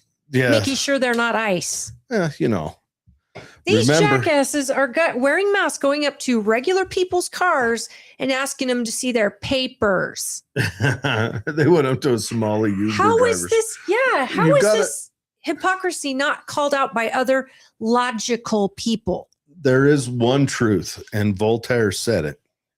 He said, be careful staring into the void. Because the void stares back. Oh, that's so deep. Because you become what you fight. Every time you will become what you fight. We fought the communists during the Cold War. Where are we going? How spoiled a populace are we that this is what people, number one, pay for? Because this is all funded by billionaires that are trying to upset our country and hate Donald Trump. I get that. And they don't care who dies. They don't care. In fact, if someone dies, they're just mad that someone of color hasn't died yet. The left is funding these protests, and the right is playing defense on this. I think the right fell right in. Okay, so just quick, and we do have to close because tomorrow is rather dangerous day at work. Pizza party? I wish. It's a party where I'm going to be high up in the air with cranes delivering heavy parts to me. So Nick Shirley goes up there to Minnesota, and Trump, if you're out there, please listen. Nick Shirley goes up to Minnesota and he discovers fraud. I 100% believe there's fraud. So what does the Republicans do? They dress their ICE officials up as military individuals and send them out there, which incites the left. Maybe that's what they want, the left's incitement. But I think if that's not what you wanted, the ideal tactic would have been to sick a whole bunch of accountants in khakis and polos and They're doing sports that too. jackets. Just that. Not two, just that. Well, they needed to get the criminals out of there. Nope. And I'm not talking about the Somali fraudsters. I'm talking about the dangerous criminals that have been convicted and one tried. big thing is Minnesota doesn't have a large number of illegal immigrants in it at all. Yes, it's a sanctuary city and all that. Find other levers for that. The Somali community, I you think think are all legal immigrants? But most of the Somalis up there are. They came over here in 93. Well, 94. They came into Atlanta. Those refugees. And then went up there. Yeah. Why do you think they all speak good English? Okay, good-ish. They speak better English than me. I mean, they may be dumb, but but you send up there the IRS-looking guys, and you go after those Somalis, and you flush that out, right? And you find the facts. And then with those facts, you beat the Democrats there with those facts. I don't think. And you get a new group in there and you say, look, this is a thing. And then, but I think by sending armed people up there, here's what it's done. It's guaranteed the Democrats will win in the midterms. Maybe 100%. They're going to, Nick Shirley's in San Diego right now. Sure. And they're busting the same. They believe California's probably got more fraud than anywhere probably else. That's a soft roll. You bowled that ball between your legs. We all need to talk to our senators and tell them to pass the SAVE Act. That is going to have a monumentous effect on our elections. Here's the big thing you need to do. Because you don't want Donald Trump to cheat. So pass the SAVE Act. You want to know the big thing you can do? And this is a nation-saving thing. We all need to talk to our senators and say, hey, how about the feds quit taxing us so much? How about the feds quit taxing me to support California and Minnesota? How about federal money does not funnel down to the states on a general policy? How about the feds tax us for what they spend just to keep the government alive? How about we do that? And then if the states want to do crazy stuff, the states can do crazy stuff all by themselves. How about a national divorce against... The thing is, California and Gavin Newsom, oh my goodness. What a special boy. Don't doubt Gavin Newsom for a bit. I'm not doubting him. I'm saying count that man out. How he is the pretzel they have to put themselves into to make this make sense. Gavin Newsom, this investigation was opened regarding hospice care in California, where these hospice companies start up and they have so many employees and they have so many clients, and yet they are abandoned buildings they're just paying rent on. And they find this giant scheme that many Russians and Armenians have started in California. Sure, it's all of them. Illegal immigrants and run by Russian mafia. So now they've got Dr. Oz, who is over the And adult services department, medical services. He goes in there just to look at it, and the state doesn't want him.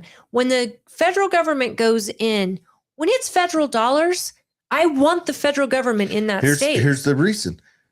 Okay, during COVID, all these stupid departments were born. Some of them under Trump, most of them under Biden. All these stupid, we're going to hand cash out to keep the economy alive. And these people who are of a transient nature, who don't care about the longevity, because they've already proven to themselves that if it's a pickle, I will move, right? So they'll jump in. You and me, I would never. I even had someone bring up to me, because I had a little podcast, you can get a PPP loan. I said, I'm not going to do that, because I'm not going to do that because it would not be a benefit long-term to the outcome of my nation. But I plan on staying here forever. That was me with unemployment during COVID. I couldn't accept it. It But was people- ridiculous. But people who already have that mindset that I don't have to stick around. If this place goes to crap, I will uproot like I have. And take every dime. Like I have in my lifetime, and I will leave, right? So when the government says, oh, we're going to offer this thing, All right. It never people works take, out. so let's go back to the root. What's the root? The government offering the thing. Don't give them the avenue to cheat. Created welfare state for people to intensify them to cheat, who bring them over the border. 100%. And it's because they want votes. And there's They're a whole, undocumented Democrats, folks. there's a whole bunch of, I guarantee you, there's every bit as many citizens breaking these systems as well. We have our own So group. don't have the system, right? Well, you can't. Are we talking about the government's too bloated and too spendy? I'm right there. Too bloated, too spendy. Let the states run it. If a state wants to offer something like that during COVID, let the state run it, because what'll happen is the state will go broke by itself. You'll have that 50 little petri dishes, all of them doing their own little tests. And you'll have some states that will say, we didn't do that, and we have a success. But the And you'll have states, some states that says, we did some of it and we had a success. And you'll have some states that says we did some of it and we had a failure. And you'll have some states that said we did all of it and we had whatever. but they still get bailed out because they're a That's union. why you don't have the bailout. I totally agree. You But don't what do you have do you with don't a have state the federal government. that's mismanaged? Look what's happening in New York What right can now. the states In do? New York City. There's lots of options the state can do. The state can start selling off its stuff, just like our federal government did when it made gold illegal. Yeah. Well, I mean, Do you know I why would love Utah to see belongs a to the strong- feds? No. Because Nixon took us off the international gold standard. He had to have something to use for leverage. So Nixon went out and captured all of the land that was unincorporated, that was outside of unincorporated areas, and said, that's mine. That's why none of it's back east and all of it's out here. When in 73, when he did that, oh, you was mean unpopulated. our public lands? yep. And that was used as leverage. Nixon Wild had West. something to sell off. Can't the states start selling off their stuff? I agree. I Will happen to they? hear No. that there's a little place called Malibu that's just empty and all ashy right now. That is stolen land Sure. that you're referring to, Sure. Billie Eilish. It's stolen twice now. Yeah.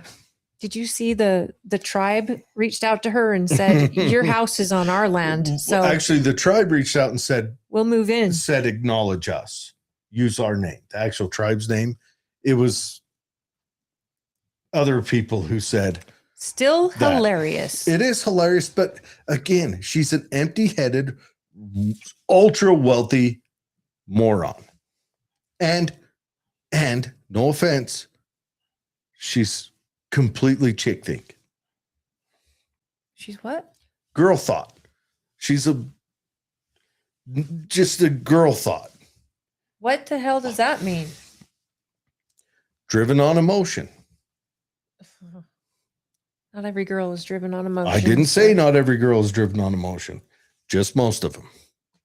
Just call it a celebrity thought, because celebrities are so stupid. They're so stupid. Yeah, but I would say the majority What of did he them are say? doing that What to did be. Blue Bunny or whatever his name is say down with ice or something, and I don't people are like, care. "Oh yeah." It's like, I don't care. what does he know? He doesn't. What don't William says, I've been reading about ghost towns in Tooele County, such as Ajax, Mhm. Burmester, and Mercer.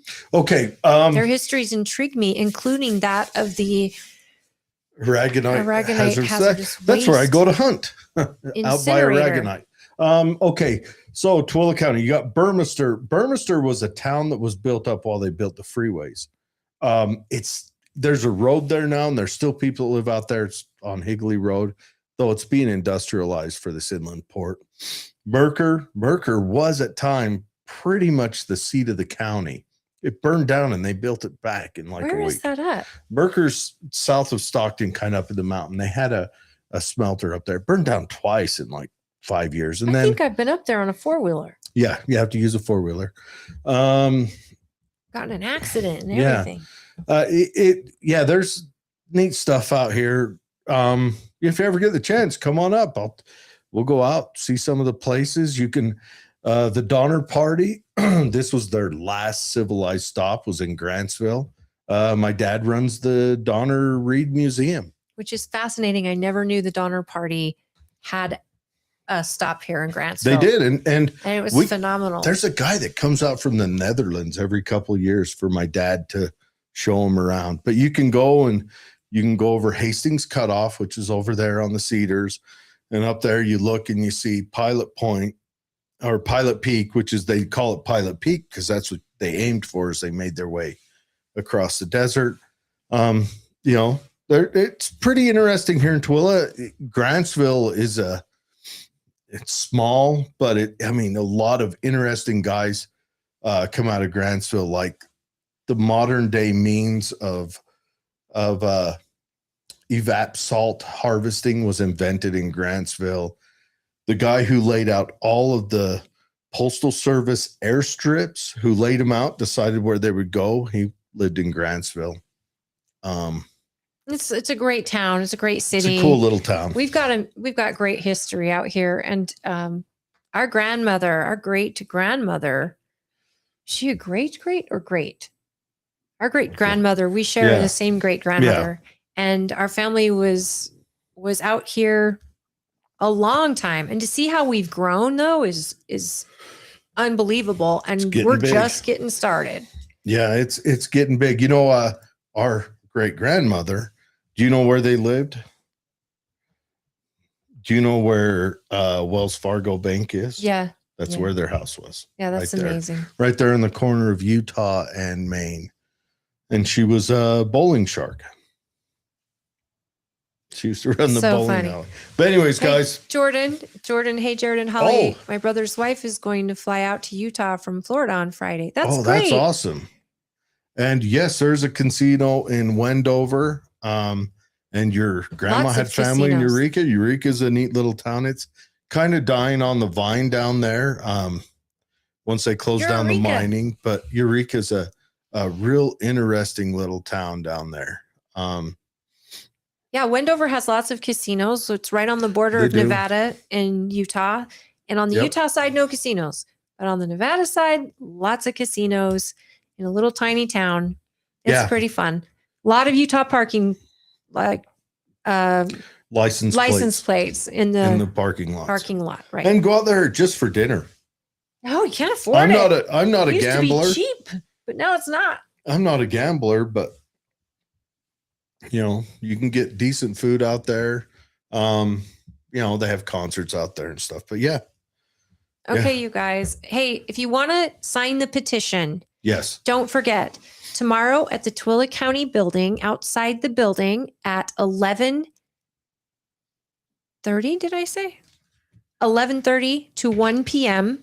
You can sign at Tooele County's building out in the front. That's there on Main Street, just south of Vine Street there, Right. the big building. And then tomorrow evening from 6:30 to 8, you can sign in front of the clubhouse in Stansbury Park. Yeah, and that's on Clubhouse Road. Make sure you come to sign. And if you don't want to sign, don't come. We're not having debates. And don't We're not trying to stress anyone out. We just want to have a petition for the entire community. You can be a Democrat, you can be an independent, a Republican. All you have to be is a registered voter and you can sign this petition. And we appreciate everybody remembering their manners because our community is special. Even the people who disagree can still do so with a smidgen of respect, which is needed if we're going to live in polite society. Yeah. All right, you guys have a good night. Thanks for joining us. We love you. We'll